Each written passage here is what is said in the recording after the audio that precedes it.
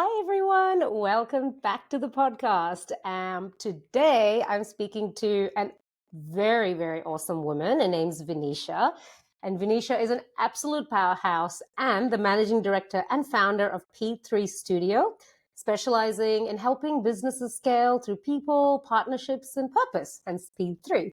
I just figured that out. Vinisha's career has spanned political campaigns, strategic roles at big consulting firms like Ernst & Young and Boston Consulting, and working with culture in the Middle East, which I'm definitely keen to hear about.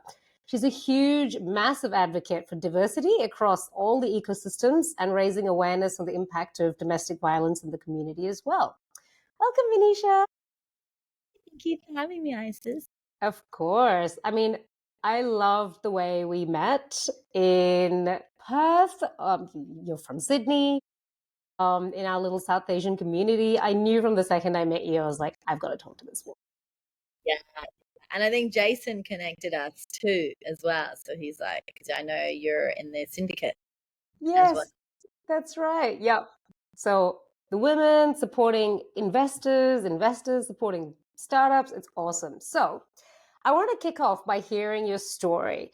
I know you own your own business. You used to be an employee. Like, tell me your story of going from an employee to an entrepreneur. Yeah. So I think I got when I was in Ernst & Young and in Boston Consulting Group, I kind of got pushed into that because I actually was an executive assistant to four partners in EY, and my boss was saying to me, "Why don't you do consulting?" I was like, "What the heck is that? Sorry, can we? Sorry, what the f is that?" Had no idea. So I didn't know about grad programs. Like I worked for jobs during university. Like it just wasn't in my world. And I just grew up with no woman financially empowered around me. So I just didn't even know what my world could be really. So the whole traditional immigrant family, lost father young, like didn't have that role model of empowered women around me. So I kind of landed it, as an executive assistant in EY. And then my boss said, "Why don't you do consulting?" And I was like, "What is that?" And then I've ended up and had to start as a grad again and as an older person. And I was really annoyed when I started. And my mom said, never underestimate what young people can teach you. And I always stayed with me. So then I took my arrogance hat off and went in with very big, keen eyes and ended up in a world where I didn't know people got paid to solve people problems in businesses. I couldn't believe that was a job. Yeah. And I was really good at it. And Yeah. so then I moved to Sydney because I was in Brisbane, moved to Sydney, and then got tapped on the shoulder by Boston Consulting Group, went through their extensive process to get into there. And then I specialized as a knowledge expert in the people, culture, org redesign and strategy stuff. So would teach things internally and work with clients externally on that agenda. And then finished up with BCG end of 21. Went on an Eat, Pray, Love journey to America, came back. And I was like, I really liked the function area of people, strategy, commercials. Didn't want to lose that. So I ended up in tech. I wanted to go maybe a new industry, but I only knew about big tech. I didn't know about this tech world, startup world. And then asked this company, Think and Grow, to recruit for me, help me recruit, and they really liked me. So I worked with them. So I did everything apart from recruitment in that company, and then finished up with them. Oh my God, we're in 25 now. So 22, end of 22. 22? No, 24. So my God, sorry, I'm getting my days. End of 23, ended with them. 24 is last year. And then thought I had this opportunity to go work in Saudi Arabia through the people that I connected with at EY. One of my friends set up a company over there. And they're like, V, we need someone who does culture. And who is walking culture? So it's great to know that my impression has been strong. So they're like, Yeah, she that's a good brand. that's a good brand. Yeah. Who's walking culture? Yeah, Not because she's just brown. that's right. They'll also take, Wears colorful nails now. yeah. And so then I had an opportunity to go work over there. And then I also had a couple of people who wanted to work with me on doing redesign and org structures. And my work is industry agnostic. It's just people focused. So it doesn't Mm. matter actually what size your business is, post product market fit, or where you are. It's anyone that has issues with people in business I got involved in. So I had already something lined up, and I thought, and then I was speaking for International Women's Day, and I thought, you know what, I'll just try it. and see what happens. And if it doesn't work, like keep an eye on my finances. We'll go into what recommendations are later. But ended up in this world and have been in it since, and have just been unleashed. So my briefcase and I have a really great time Yeah. with the business, and I've worked with some amazing people and spoken at amazing things, and I've just been able to do whatever I kind of want and Mm. push the agendas that I really care about. That's really important. I think those 2 points you make there really resonate with me about people who take the jump from a paid, secure salary job. As we know, no job is secure. It's just a myth, a veil that they want you to think. But I think the two things that you mentioned about actually following the agenda that you want to follow, like that, I think that is really, really important. Do you feel like you've been able to do that? And like, what are some of the challenges you've experienced doing things on your own and actually doing what you want to do?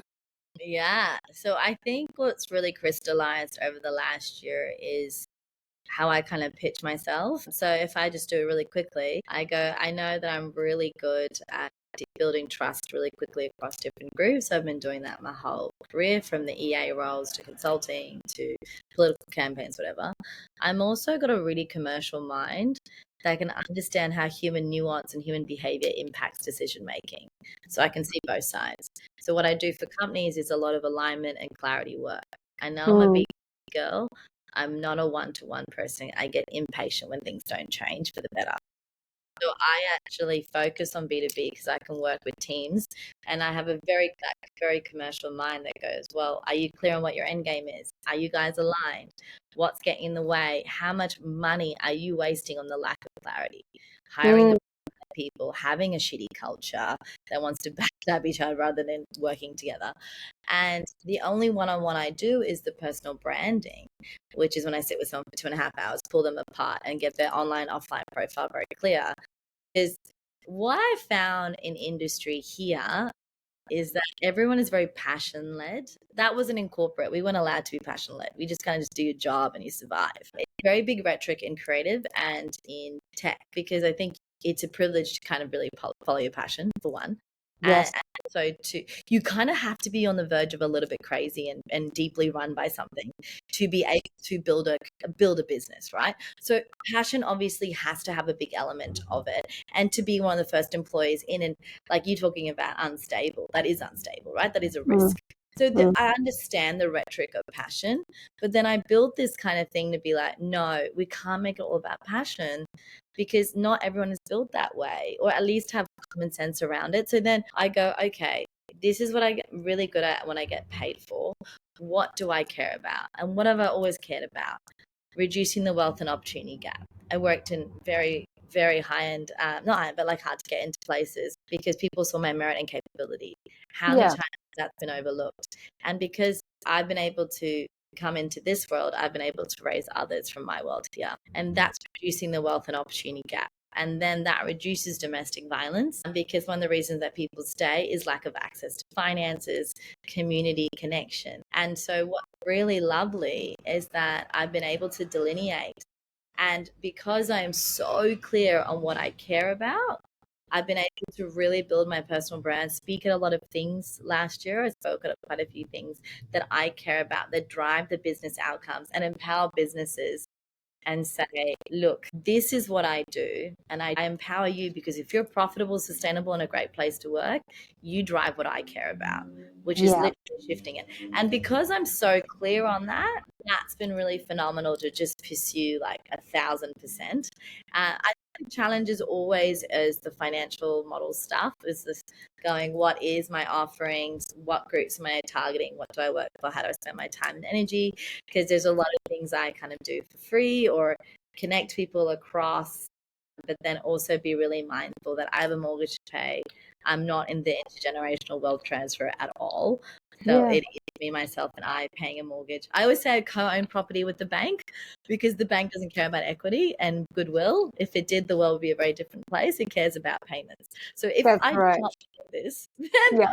I will not have a home. And I'm not going to compromise that, because this home is a space that I've had a lot of gatherings and connects in. It keeps me safe. It keeps so many other people that have been in my world very safe as well. Yeah. So I'm compromise that and look after your own oxygen mask. So it's always, I think, the balance between your own oxygen mask and the huge endeavors that I want to pursue. So I think it's like God, yeah, there's so much there to unpack. It's funny with the house when people say, "Oh, do you own your own house?" I'm like, "No, the bank owns my house."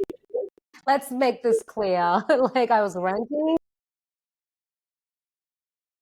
Yeah, that's right. That's right. That's so funny. Yeah, goodness. Yeah, there's so much there. I guess what I also heard is that you find it easier to do what you're doing now because you're supporting people that actually are progressing in the issues that you care about. It's not necessarily you working on one specific thing, but you're actually supporting other people and helping them succeed, which I think requires a lot of effort in finding those people. So we had a, chat about connections. I want to talk about this concept of being a connector. You've obviously been called a connector. I've been called a connector. What does that mean to you? How do you interpret that? And kind of what is the shadow side of it as well?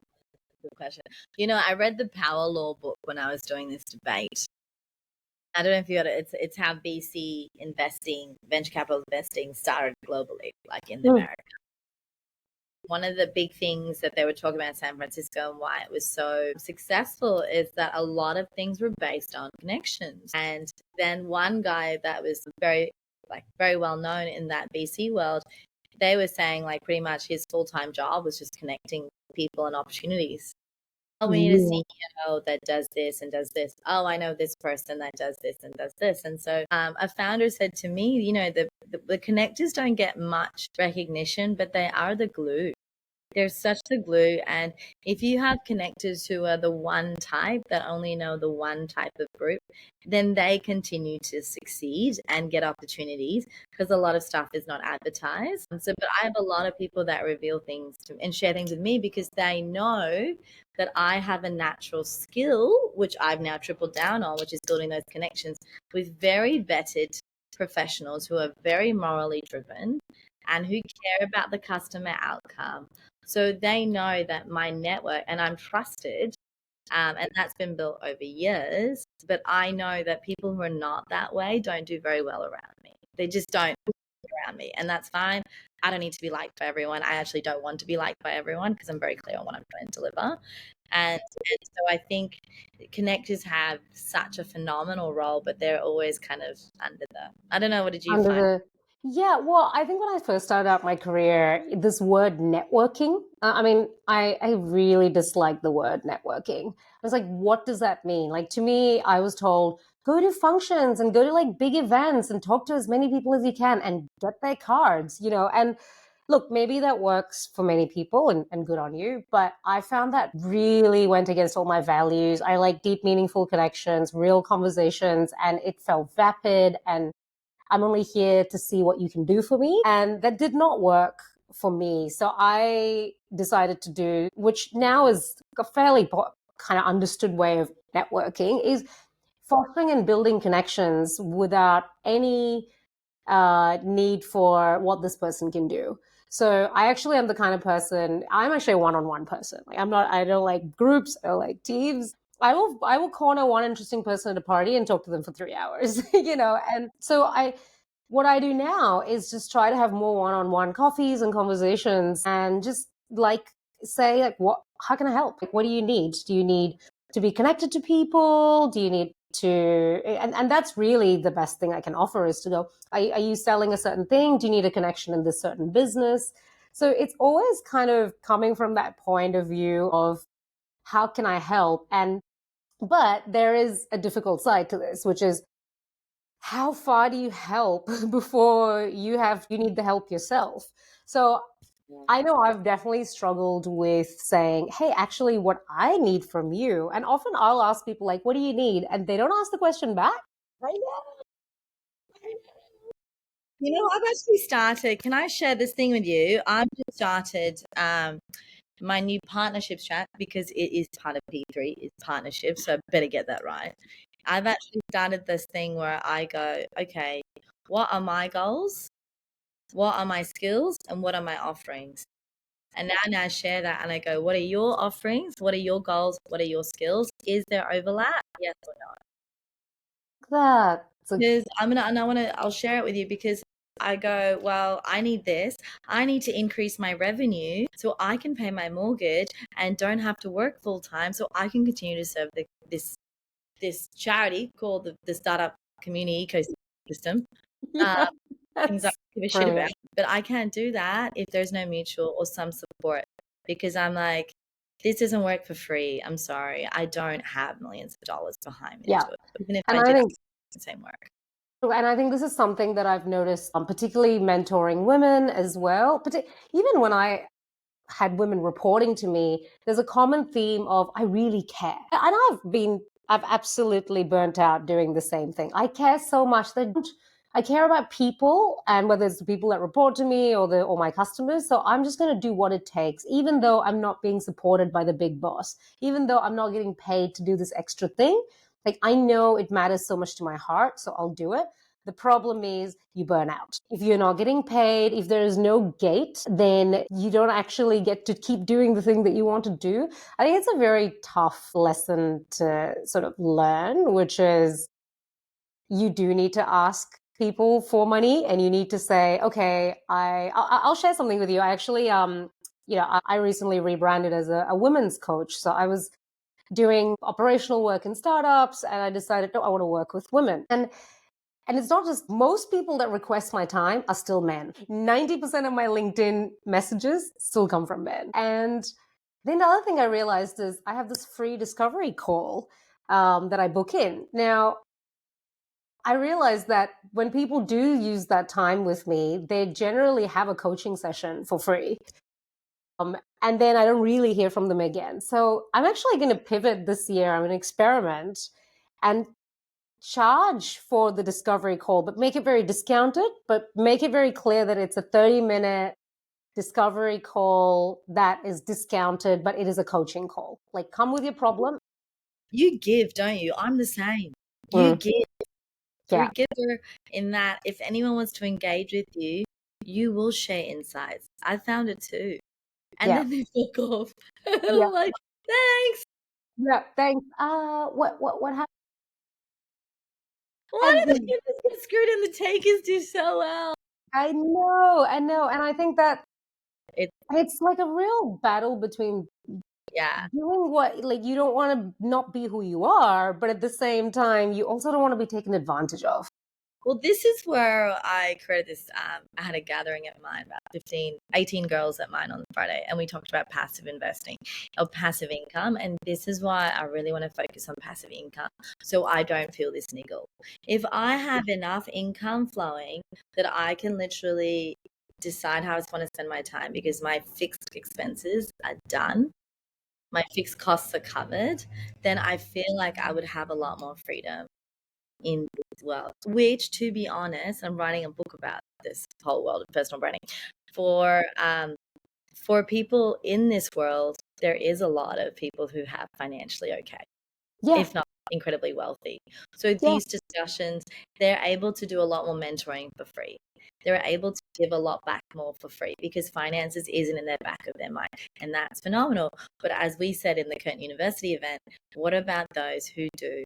And probably the people that can help you are ones that probably need to be financially supported. yeah, They give yeah, it and they don't. yeah. It's such a paradox. Yeah, because you get so much from giving, but at the end of the day, yeah, you still have bills to pay and uh, children to feed and pets to feed. So yeah, it's a really, really tricky balance. I mean, who do you look in the community and think this person does it really well? I mean, you don't have to name people, but just like, what do they do?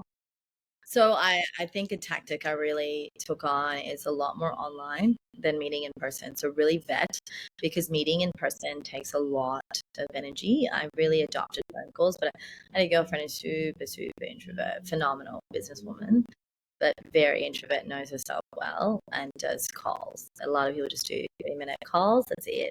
And I go, yeah, why am I so you know how you were saying with the retreat that you did and you're so discerning on your dopamine hit and your time, I think that is that was a big game changer for me. I was like, actually, because when I'm present with you, I do fucking give a lot because I care. And I'm intense personality, and and I'll pick things up about you, and I'm like, actually, no, like I don't have to. I need to also listen more. So I don't get all the insights Mm, theirs, and then go, okay, well, that's great to know about you, but this is what I'm looking for now. mm, For me, I want to know what this is what I need to help with this agenda. And actually, what's been really interesting, I'm actually just put a post up to be on a board. This is a thing that I say. So when I worked with the women on Friday, it was just a casual connect anyway, a dinner at mine, potluck dinner. And a lot of the rhetoric was, if so afraid to ask, the confidence thing and the lack of confidence. So when I do women events or speak at women, the first thing I say about confidence, when a woman is too loud, too much, too anything, she has been crucified and murdered. She has been, and she is still hunted today. Look at mm-hmm. the execution of women in Afghanistan. If they were not scared, why are they doing what they're doing? Look at Yeah. the happening globally. Look at the movement of women globally. So anyone that is too much is actually called out, is abused, is called out. So there is another stepping stone to cover and take yourself forward. But there's a really great podcast we did with the expert gap, where a lot of women don't want to be seen as being expert because they don't know 150% of the information. There's That's a lot of right. men who know like 4 things and they're an expert. So there's a huge gap in the standards we put for ourselves. And it's not to lower them, but it's just to be a bit more mindful of that's where the audacity comes from. We don't have none of that. And so I go, put me on the bus. Give me a seat on the bus, because I will always get off for people who are elderly, who are sick. When I sit on the bus, so I don't have a car here, I will always look around whoever gets on, and I will get off, and I want to role model to others. And that's what I do, entering into positions of boards, positions into companies, sharing the work I do, because I know I actually give a shit and I'm capable, and I'm happy to step back when I know it's not me. And so it's actually being that relentless drive of just asking now and not letting myself not anymore, because actually I do a lot to give. And some of these people that I've seen are very successful, I'm very surprised. They got there through connections, and they got there. Yeah. I mean, they're not there through capability. And I'm even writing in the personal branding book, timeless skills, like Yeah. having initiative, being hardworking, customer driven, easy to take on feedback, actually fun, meeting agenda minutes, being really clear on outcomes and outputs. These things are not fucking normal. Yeah. I was like, Yeah. and I had worked really fucking hard to get where I am now. There's nothing has been given to me. Yeah. And there's people who have had everything given to them, and they're only like at that level. And I go, Totally. Yeah. I would It run is ring. not, it's not a fair world, and it's certainly not it's not a clear cut, like, if you do this, then you get this. It's not at all. It really is about finding your place and where you shine. And just, I say to my girls, my teenage girls all the time, like, just double down on the things that you're really good at. Don't Yeah. worry about the things that you're not. Don't try to spend your life trying to be better at something that you're just literally just see where your light falls and just like follow that. And then back it up with timeless skills. So if you're really good at something, get better at it. But I think early stage career, you're not meant to only be passion led, but build those timeless skills, and then figure out what do you want to continually get better at, Yeah, instead of just going exactly. to what I'm passionate about. Because I'm like, we're such a hedonistic society that we have to enjoy everything all the fucking time and get Yeah, everything in the workplace. And I was like, you're not. Sometimes you just need money to pay your bills, babe, so you can live and not be homeless, and just like spend time with your family, look after people, like whatever your world is. And that's okay, especially when you're young, instead of being like, you need to know what you love to do. You need to be a business owner. I was like, not everyone can be, babes. It's not that glamorous. I no, love going to the beach yesterday. It was a sunny day in Sydney, and I'm working because that's what you got to do. yeah, yeah, no, that's exactly it. And your identity doesn't have to be attached to work. I think that's the thing that we probably see in our parents doing, the hardworking, like your job, your title is your identity. Where you worked, I mean, I still, ex-Googler seems to be, even though that was like a million years ago, it still seems to be such an important part of my identity. So, love to see. And speaking of identity, actually, so we obviously met through the South Asian tech community. I am curious about your journey growing up as a South Asian Australian woman. What are some of the challenges? How did you see yourself differently or the same? Yeah. So I grew up in the 90s in Australia, Brisbane, and there weren't very many colours kids that looked like me or came from me. I didn't speak English very well, so I was very bullied when I was young. And then I think it's just my parents didn't know either because they grew up in another country, so they were trying to navigate this world of one income, three kids. Mum was 25 under three kids under five. So there's a lot of navigating, and you just don't know what you just don't know. There's a lot of like, I was never pretty enough because the version of pretty in Australia was blonde hair, blue eyes. We also grew up in the 90s. Sorry, that's my washing machine. We also grew up in the 90s where everyone was, the definition was blonde hair, blue eyes, skinny. So I think your identity plays a big role of like trying to figure out what you do. And so that has been really interesting. And then I think that seeps into a lot of your personal life of what expectations of a woman, of an ethnic woman are, and your balance two worlds. So I tell like a lot of white women that a big insult in our Indian culture is that if you stand up for your basic fundamental human rights, you get labeled as a white woman. Or she's acting like a bawdy. Yeah. And there is these other expectations of what women are meant to be. So it's another hurdle, which is why intersectionality is so important to highlight. Like I was working with one company and I was like, how are you dealing with the confidence thing from ethnic women? Because I said, we know that we're conditioned to serve. Like we're literally born to have babies. Yeah. Men. Like that's, and then if we have a job, like, oh yeah, she's smart, but she's meant to be at home. And if she's not, then she's not very much of a mother. And look, for any woman that wants to do that, I'm not against it at all. Very different. What I Yeah. hate is that that's taken advantage of and they end up in domestic violence situations that I cannot stand. So you always Yes. have access to finances or able to make your own money, or at least in a partnership, which to be honest, I talk to a lot of men, it's like it always was a partnership. I'm like, yeah, except it's not paid labor, and then they get screwed over and they're homeless. So there's women over 55 are the fastest rate of homelessness for a reason. Yes. Yes. My big thing in that was navigating that, and because I broke out of it, so that's why the story of having business to harness it, reduce that, is a very personal story to me, because I wouldn't have been able to leave if I didn't have a job or a career. Yeah. Date for a lot of especially Indian men, because I have my own place in Surrey, Cohen with the bank, that I wouldn't be where I am today. I actually said in the Sari Collective, we had a group of people, the majority were men, for a gathering here rather than going to a bar. We just had things at mine. And I said, you would not be in my house today if I did not break the cultural norms set on women. I said, not be here today.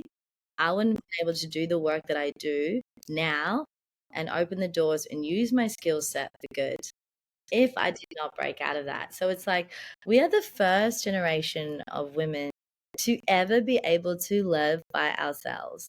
That is amazing. And I just keep saying, like, like our forefathers and foremothers and the generation grew up before us fought so we could do this, and don't let it go to waste. Don't let all the effort of our mothers and grandmothers and the women before us and the men before us go to waste to put up with abuse, to put up with mediocre, to put up, I'm not like, I'm all about being content and not materialistic, but not being in something abusive, because Yes. when I was like, they've done so much work so we can have this life. And it wouldn't it be awful if we couldn't, but we want to make sure that it doesn't go backwards and that we can continue to support women to be able to have the courage to leave, and not subject to violence. But we're watching women being murdered every week in Australia.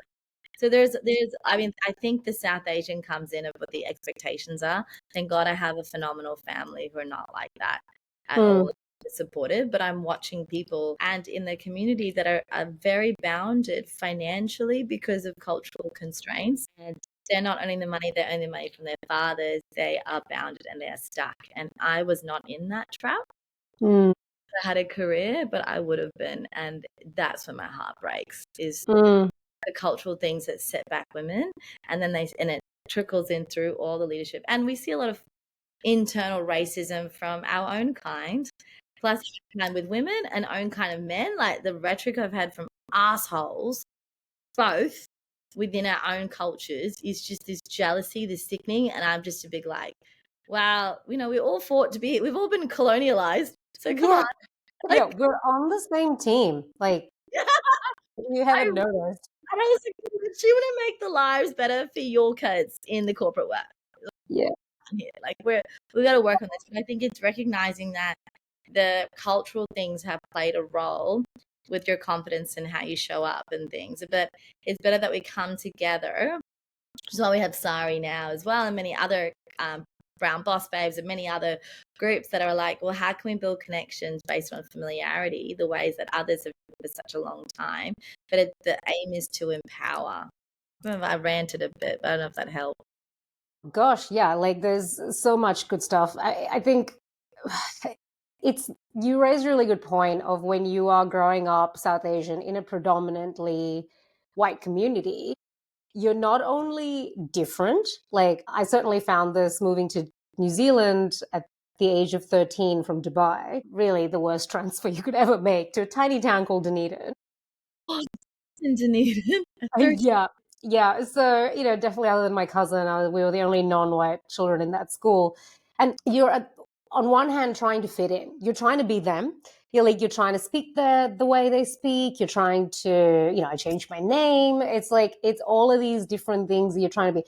At the same time, you've got all these expectations from your family who raised you. In my case, I was born in the 80s, so they're still trying to Mhm. raise me in New Zealand as though they're still living in India, even though like India has moved on, But my parents are like, no, no, no, no. You've got to marry an Indian man. You've got to get a fancy degree. Yeah, I got that. Get the right job. Please make sure that you lift all the generational burden, everything, please, all in one. We're not going to press it, but you should lift it.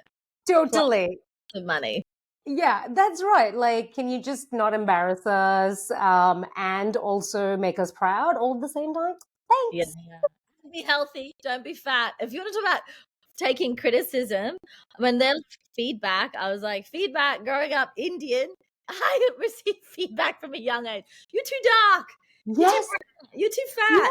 What happened to your life? I was like, I didn't even care anymore. It is really harmful. You raise a really good point. It's funny. I was talking to an auntie the other day, and I said to that auntie, I said, "You're my favorite auntie because you're the only person in the family that hasn't commented on my skin color or my weight, and I will never forget you for that." And she was so sweet. She was like, "Oh, how can you comment on people's weight? People don't have control over that." And I was like, "That's so beautiful. Like it's just a beautiful way to think about it." I remember one of my uncles is quite famous. He was in the police, quite high up in the police, and he actually even took on Prime Minister Modi in a court case. Didn't win. Anyway, it's a whole yeah. So he's one of my uncles that I've really respected because he's very well educated, and we always had debates about. And I remember he had the audacity. We were in India 10 years ago for a wedding, and I stood in the middle of in the middle of this very busy wedding preparation floor, and there's lights and photos, and he said to me, Isis, you've gotten very dark. And I was like, that's it. We are having this debate right now. Like we had this massive debate, just going, how can you, of all the people, make that comment to me? And he, by the way, is like 10 shades darker than me. Oh, there's different expectations on women. For women, yeah. And we had a really good debate. And everyone's like, oh, okay, yeah, I see your point. Like that, it's so, he mentioned that it's so culturally ingrained to make those comments. They There's don't no, even, it's in yeah, Asia as well. And that's yeah, associated with being poor because you work in the sun. And people who don't work in the sun, they're in aircon. And that's right. so the And then white my daughter, who is obviously she's half white, so she's fairer than me, spends all her time trying to get a tan. these beauty standards can get stuffed. It's Yeah. like Oh, ridiculous.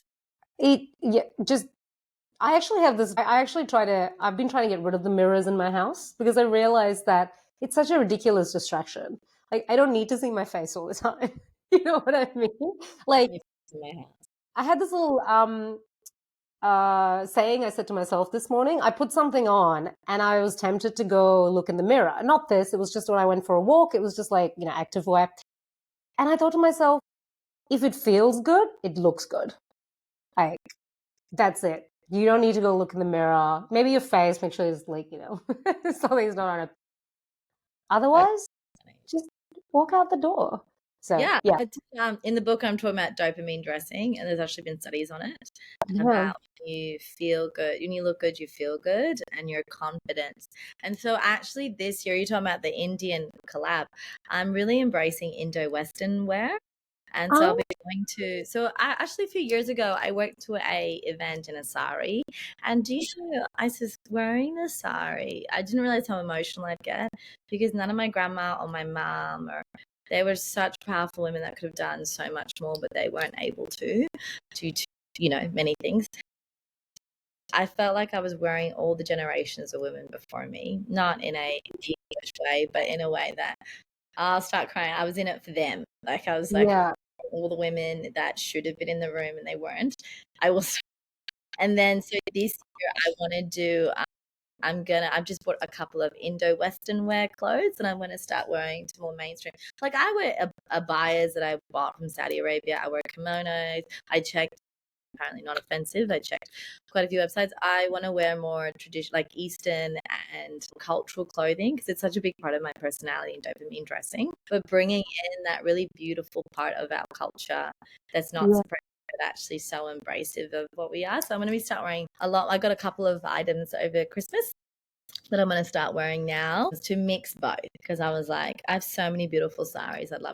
Like even at the Startup Daily Awards, I wore a really old outfit and I looked like Carly. I just was like, it was like bright red. But I think it's now I'm bringing into more spaces the mix, and it's and I feel like my ancestors are with me when I do that. That is so beautiful. It's sort of like we've had to go quite west to fit in, but then once you found your space and your place, it's bringing that back in and saying, hey, don't forget that it's not just my skin color. I actually come from a beautiful heritage that is different, and that's okay. Like, and people generally appreciate it. They're like, wow, it's so Look at beautiful. yoga. Carly, everyone fucking knows Carly. Everyone knows yoga. Yeah. Aussie women are teaching me yoga. Yeah. And frankly, we could do with more color in our right? That's Like in our life. board posts. Like you should have me on boards because I actually bring fun, color, vibrancy, not just in my skin, but in what I Yeah. wear. We're not Yeah. going to be boring. Yeah. So I think, and it's also we come from rich heritage. Like I say to a lot of people, which are battling the cultures and don't have the roots here in Australia, like multi-generational. And I say, like, we come from a land of group that have been colonized. We come from powerful women that came before us and men that came before to got us where we are now. And so I carry these ancestors with me because they didn't get those options. I carry them with me and I carry the culture and the beauty of all those good things about our culture. There's a lot of horrible things. There's a lot of beautiful things that I want to bring into this that share with the world. I even shared the story when we did that angel investing event with Jason and she backs me, Shaylin.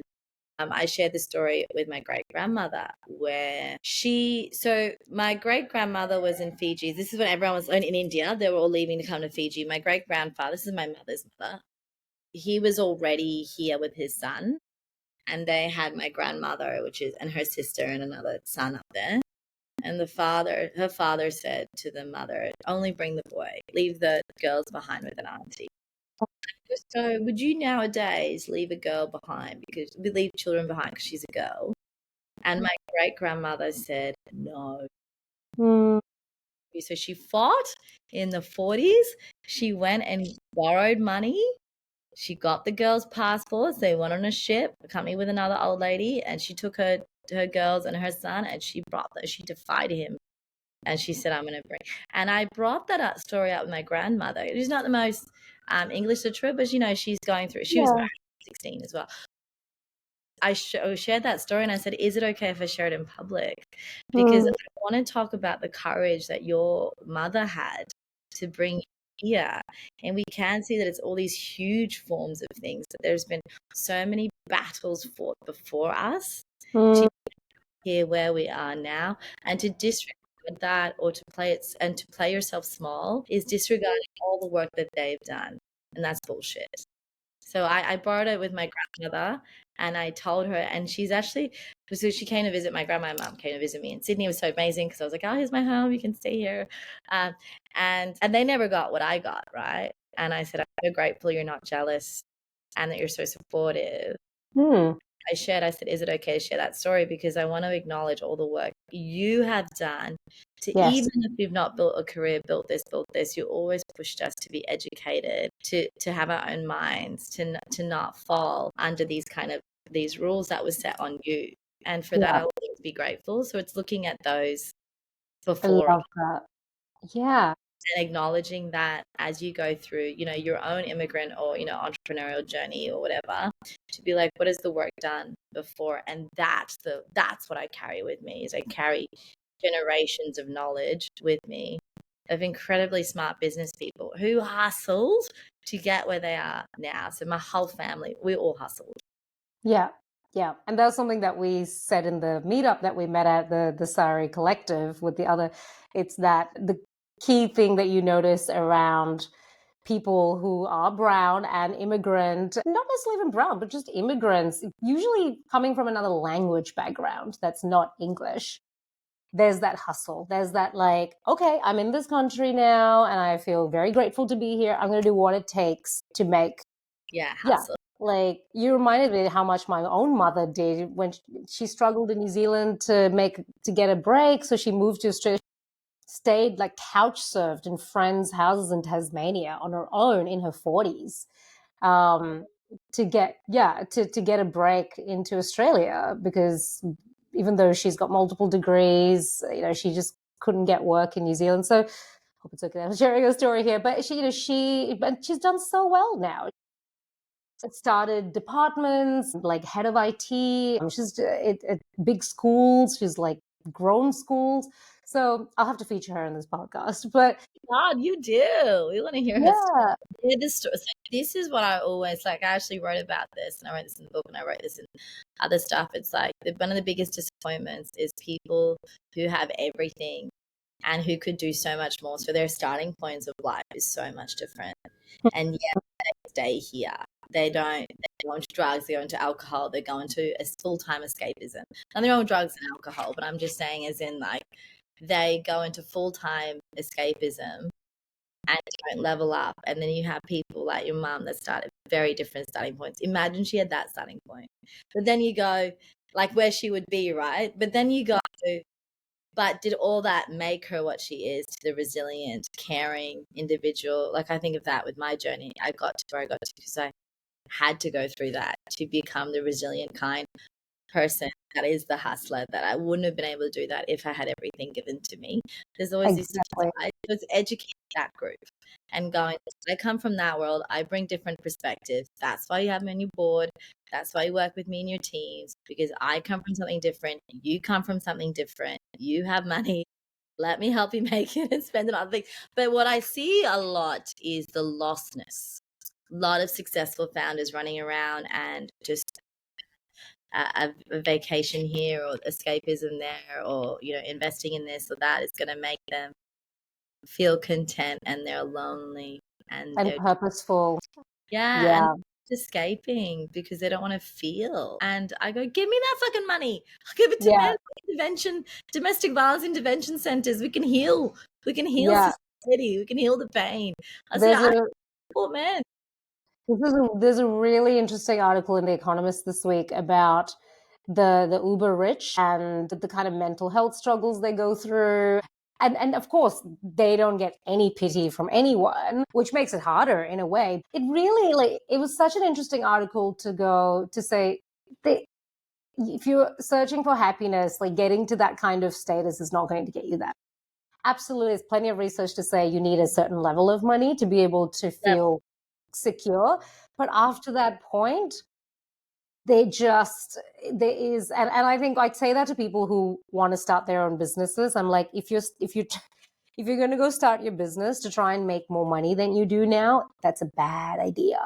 Because Well, you might, but it might take many years before you get to your, if you're making over 150K in your job right now and you want to make that in profit in any business, even startups, which tend to be profitable quickly once you hit a point, invest many years, and you've got to like sell, you've got to get. So I think the reasons for going on your own has to be quite different, other than just like, I think, just making money, right? Absolutely, because there's many ways to make money, like investing in property, investing in stuff, like creating passive income streams. You can make money that way, on e-commerce, go on something like that. But you got to start a business for something bigger than yourself because you have to get through those hard times. There's a really interesting wellness kind of group that I'm actually going to write in the book as well, because personal branding looks at all of that as well. And it's physical fitness. Like even if you had $10 million in your bank, money means not as much. Money doesn't mean as much if you're bedridden. So there's financial health, so your relationship with money and getting your needs met and things like that. Mental fitness, which I really like what's it like to be inside your mind, which is I have a lot of empathy for people who in the death by suicide, because you can have everything, but if you are constantly told in your head that you are shit and everything's awful and you're full time in such a horrible state, you're in a prison in here, it's Yeah. just invisible, then you want it to stop, and I get it. And so my mind is like super loving, supportive, chaotic like my hair, but it's filled with love. Yeah. It's filled with love. So when you enter it, when you chat to me, you're like, oh, this is like what it's like to talk to me. So it's Yeah. like, Yeah. My hair. Right? Similarly, my hair is exactly the same. Like it I know, literally that's will why. start. And then there's social fitness. So how content are you with social circles and friendships? Are they Mm, in the happiness study that they did, they followed people for 20 years or longer, like it was a very long study, and they said the people that were the most happy or content or peaceful, whatever, were the people with the depth of their relationships. It doesn't always mean partners, but depth of their relationships. So they did an experiment where it's like it's 3 a.m, shit has hit the fan, who can you call? And some people have, and that really breaks my heart because we are social creatures. Like the truth is, unlike animals, as soon as you're born as a baby, you actually need humans to yeah. use you. And Yeah. so if that's been really screwed over for you growing up, of course there's a disconnect to humans. But there is such desire. That's why cults do so well. Mm, yeah. Because the need, religion, whatever, like they do so well because our need to feel like we belong is so strong, right? Yeah. And so curating, like I just have phenomenal people in my life. So for me, it's really easy to build my circles, but a lot of people don't have that, which is why I curate spaces for that. And so feeling like you belong, because I didn't belong for so long. We always doing what we, so I create those circles around me, and it happens naturally because it's what I always wish I had. And it helps with people leave situations, it helps with people with trying new things. It has such a compounding effect because we are social creatures, and to deny that is very naive. And then you have your spiritual, which is Mhm. like, your purpose or your drive or whatever. But we don't have to make this big, hairy, audacious thing. It's like, what gets you out of bed? What do you care about? Is it animals? Is it the environment? Is it, for me, it's domestic violence and wealth and opportunity gaps. So I'm very clear. They're not like, it can be a lot more subtle, but everyone has something that they just care about to make better. I connect with a lot of girl dads because I'm like, let's not have gender pay gap as a thing. What the fuck? And let's Mhm. never have sexual abuse at work. Are you with me on this journey? And they're like, oh my God, yes. And I was like, well, fucking work with me here. 'Cause I'm trying to Yeah. make it your Do daughter. something about it because you're in a privileged position where you've got the power and the voice to actually say something and people will listen. So yeah, it's working with those people that can help you. I love that. Is it 5 areas?